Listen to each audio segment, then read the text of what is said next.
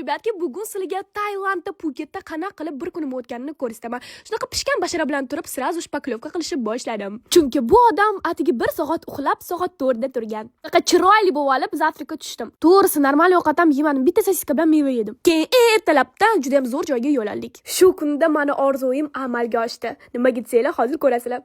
Men o'zim okeanda shunaqa skuterda uchdim.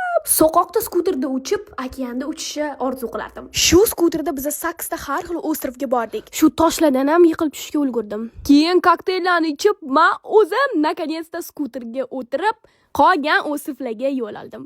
Shu ostrovda kachelada ham uchdim, kuchuv bilan ham o'rtoq bo'lishga ulgurdim. Keyin otelga kelib, mazza qilib zagar olib cho'mildim. Cho'milganimdan keyin yomon qornim ochdi, keyin turetskiy qanaqadir lavash tiqdim.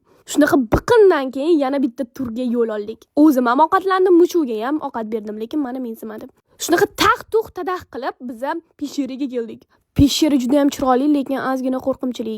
Va shunaqa chiroyli manzaralarda tushib, o'zbekcha ashula eshitib ketdik. Tailandda ham o'zbekcha ashulalar eshitamiz. O'sha mashhur bo'lgan Maya Bay ostroviga kelib, mazza qilib, shunaqa chiroyli vidlarga qarab cho'mildik. Bu Samina nima deysizlar endi? Voy, shunaqa chiroyli zakatlarni ko'rib, otelga yo'l oldik desam ishonmanglar. Biz shunaqa charchagan bashara bilan massajga keldik. Mana sizlarga eksklyuziv kontent, tayskiy massaj. Keyin o'sha mashhur Bangla Roadga keldik. Mana sizlarga yana eksklyuziv kontentlar. Voy, nimalarni ko'rmadik o'tda, ishoninglar, skorpionlarni ham ko'rdim. Shunaqa charchagan bashara bilan uxlashga yotdim. Hammaga xayr.